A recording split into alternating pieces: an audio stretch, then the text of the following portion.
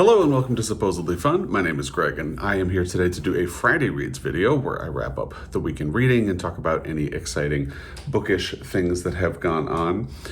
I left the light on in the kitchen in this hotel room in Seattle and it looks like I'm glowing, and I decided to leave it because it tickles me. So hopefully you get some enjoyment out of it as well. Not a whole lot to talk about this week. I did finish one book, but one book only. I have two books on the go. We'll talk about that in a little bit. We have been enjoying Seattle. Can't wait to talk more about our adventures when we have Joel for our monthly wrap-up. We've been to a lot of really great bookstores, including the Elliott Bay Book Company, which is probably Seattle's most famous bookstore. I don't know why I'm saying probably. It is Seattle's most famous bookstore. And I got some books there, including two recommendations from a bookseller. I got to have a conversation with a bookseller and get some recommendations, so I can't wait to share those when we get around to my book haul for the month.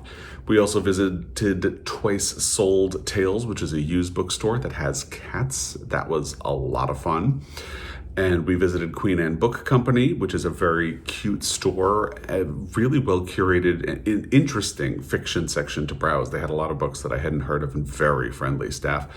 And we took a trip out to Redmond because our favorite place to eat every time we come to Seattle is Pomegranate Bistro, which is out in Redmond outside of Seattle, and it's such good food.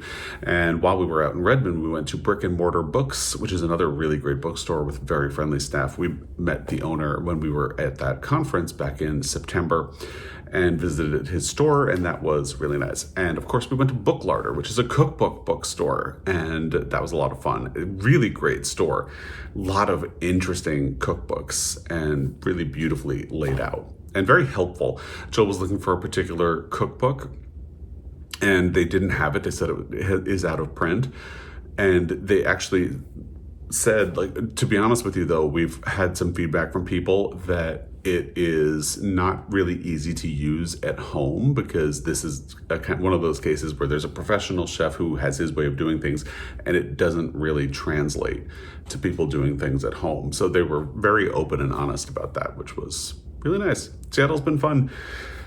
This weekend, we get to go and visit our new nephew, which is going to be exciting. And he's named after Joel, so that'll be nice. But we are both getting over colds, so that has not been fun.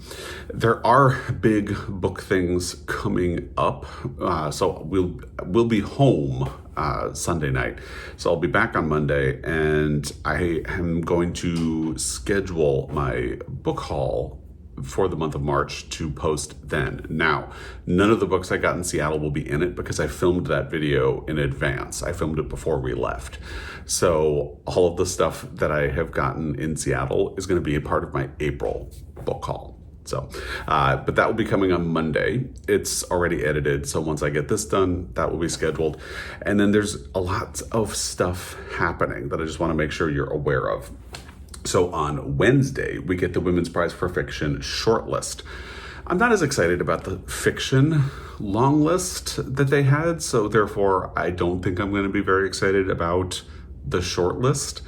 But I'm going to do a reaction video. I will try to do it the same day, and that is particularly important because on Thursday we get the Carol Shields Prize shortlist, and I'm going to be trying to do a reaction to that on the same day as well. So Wednesday and Thursday we get back-to-back shortlists, and that will be interesting. Of course, this week we got the Women's Prize for Nonfiction shortlist. I will have that down below, as well as my Pulitzer Prize predictions. I put them out a little early, and I have loved all of the comments that I have gotten on that video. So if you haven't seen it yet, feel free to go and check it out.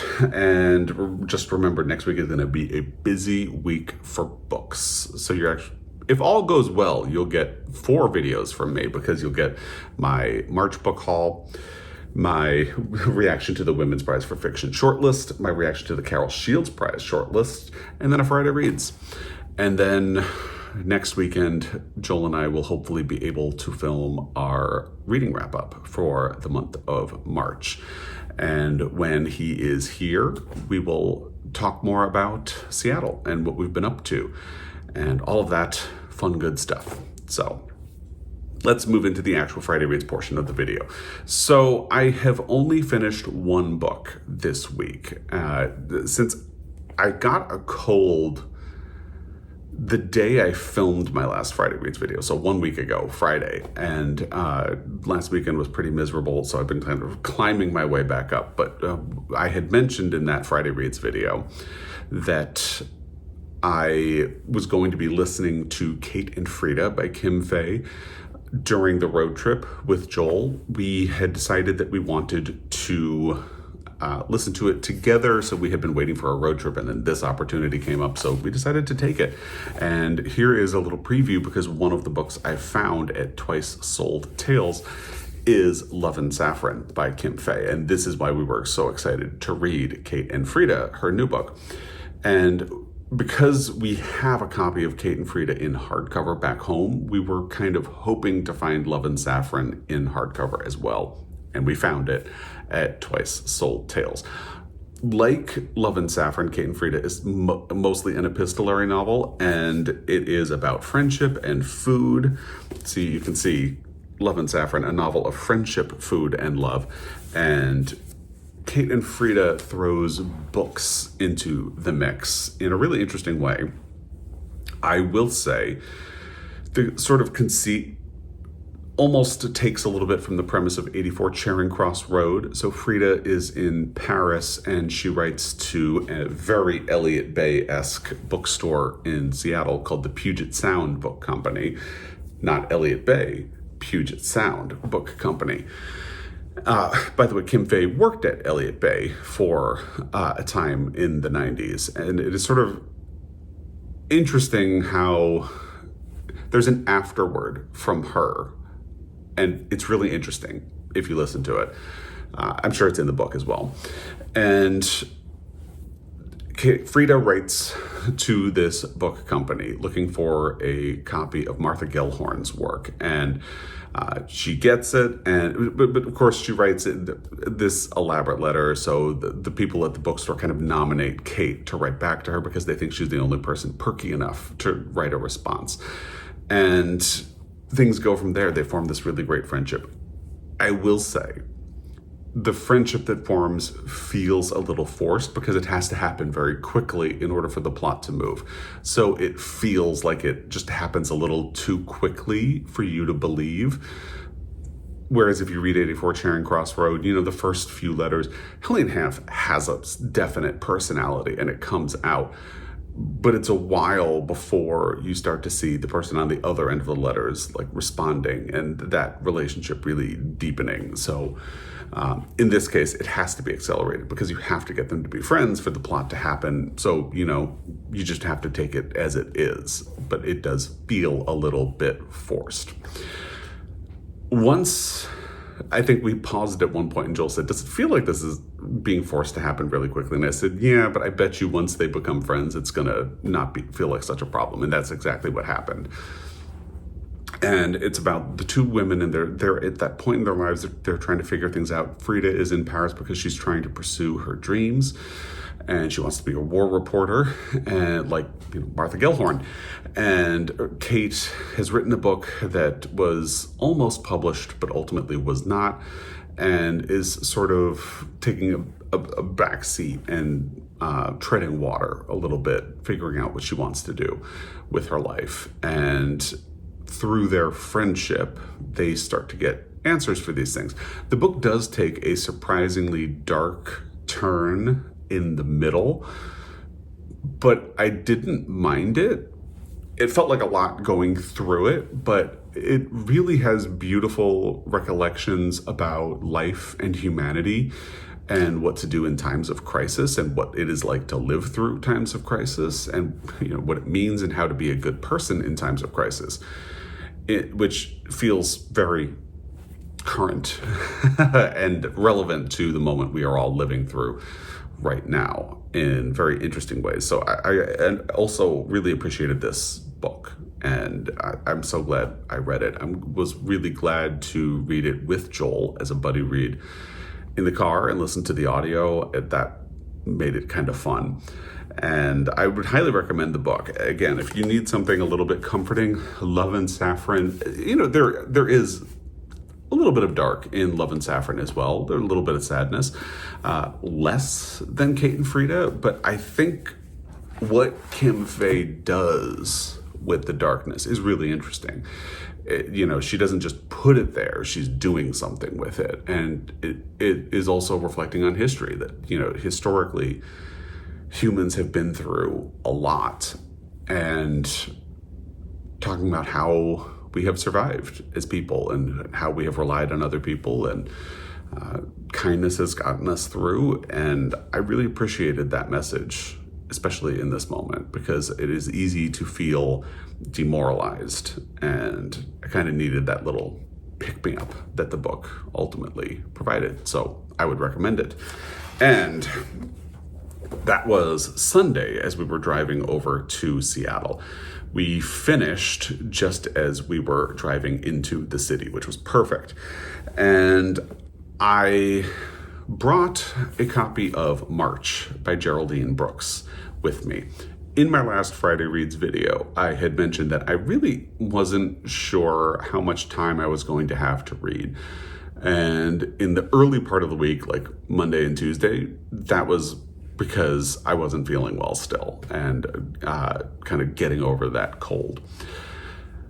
And then the rest of the week, we've been going out and trying to be, when we go out to like Elliott Bay, we've been, careful not to spread cold or sickness anywhere.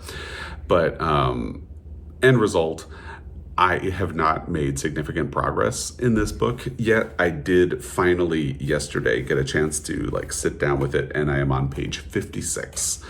So I made it far enough that I logged it as something I'm currently reading on the Storygraph. I always wait until I'm 50 pages in to mark something as a book I'm currently reading, because it gives me the freedom to bail in those 50 pages and not count it as something I read, so I don't have to count it as a DNF, because if I didn't make it 50 pages in, I don't really consider it a DNF, because I didn't get enough of the book to have a fair or valid opinion of it, I think. So anyway, I finally made it that far into the book. Now, you will probably remember I've been on a bit of a Geraldine Brooks binge this year. I listened to the audio of her memoir, Memorial Days, which is about her relationship with Tony Horwitz, who died suddenly in 2019.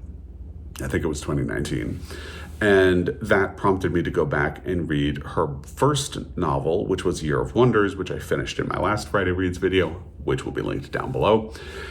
And I decided, since I had already been doing a lot of the foundation work for a Pulitzer Prize deep dive for Geraldine Brooks, why would I not just reread March? Because this is the book that won her a Pulitzer Prize for fiction. So that was sort of why I ended up going in this direction.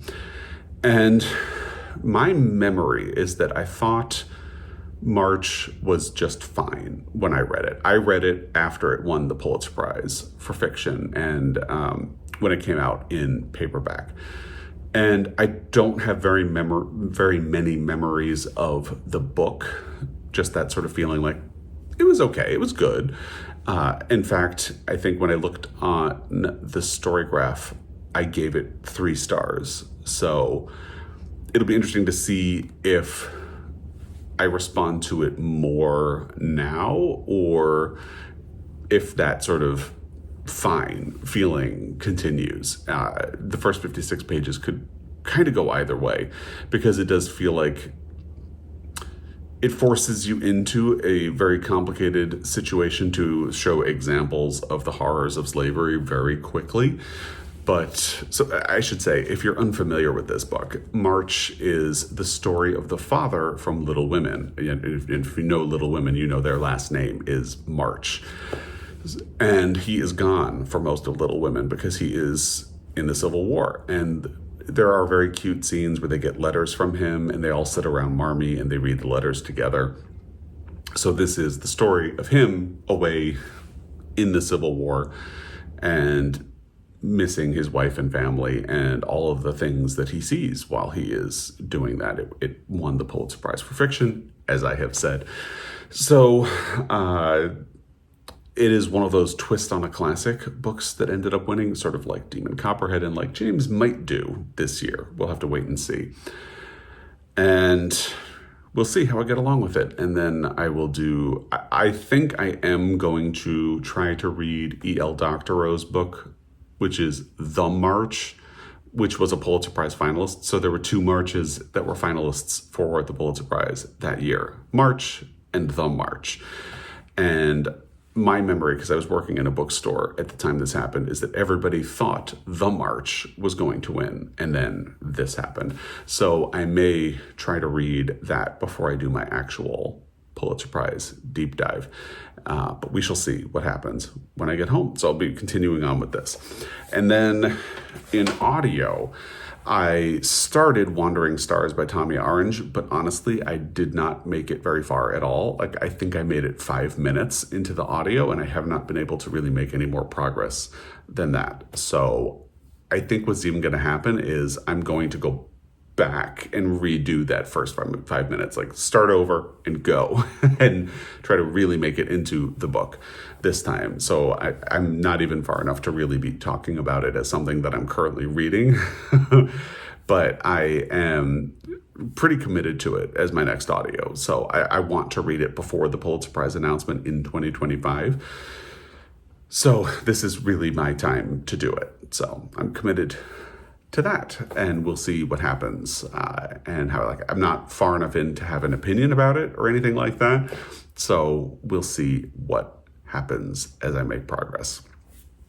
I think I'm going to leave it at that today and just make this one of those rare, shorter Friday Reads videos. And I'll just promise that there's a lot more to come next week. I get my March book haul, which is missing a lot of the stuff that I purchased in March here, but it's fine. And again, we will have 2 different shortlists from the Women's Prize for Fiction and the Carol Shields Prize. So stay tuned for all of that. And then I'll have a Friday Reads, and we'll try to get a wrap-up filmed when we get home. So you'll have that. And then, of course, there will also be more Teddy because we'll be home. So that's a lot for you to look forward to. And in the meantime, I'm just going to be here continuing to get over my cold and plugging away at March and Wandering Stars. I'd love to hear what you've been up to, what you've been reading, watching, loving, all of that stuff in the comment section down below. As always, I really appreciate your time, and I will be back. Until then, happy reading.